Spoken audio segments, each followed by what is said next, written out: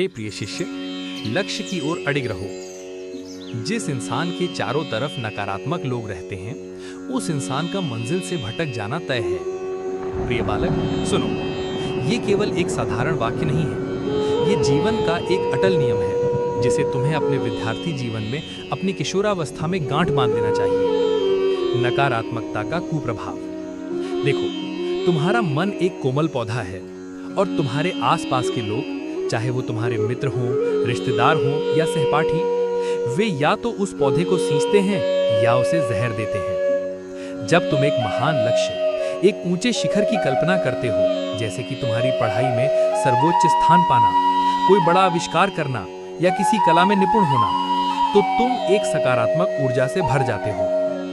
किंतु जब तुम्हारे चारों ओर ऐसे लोग होते हैं जो हर बात पे कहते हैं, ये बहुत कठिन है, तुम नहीं कर पाओगे, इस सब पढ़ने से क्या होगा, कोई फायदा नहीं है, तुम इतने घंटे बर्बाद क्यों कर रहे हो, थोड़ा आराम करो, फला व्यक्ति तो तुमसे ज्यादा होशियार है, तुम उससे मुकाबला नहीं कर सकते, तो क्या होता है?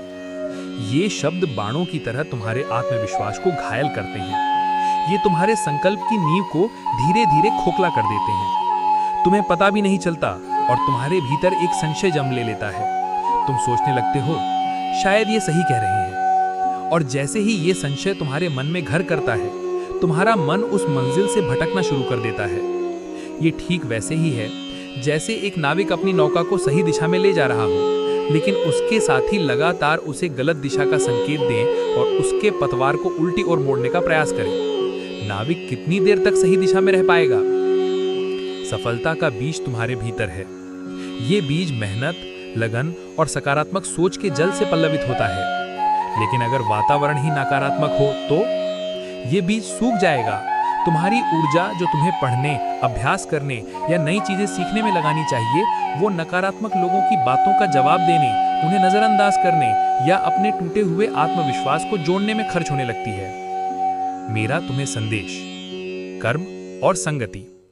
इसलिए हे मेरे प्यारे बालक, मैं तुम्हें दो महान सूत्र देता हूं। कर्मण्येवाधिकारस्ते, यानी फोकस ऑन योर एफर्ट। तुम्हारी असली शक्ति तुम्हारे कर्म में है, तुम्हारे परिणाम में नहीं। यदि तुम अपनी पूरी शक्ति, पूरी निष्ठा से अपने लक्ष्य की ओर कर्म कर रही हो, तो किसी की नकारात्मक राय तुम्हें छू भी नहीं सकती।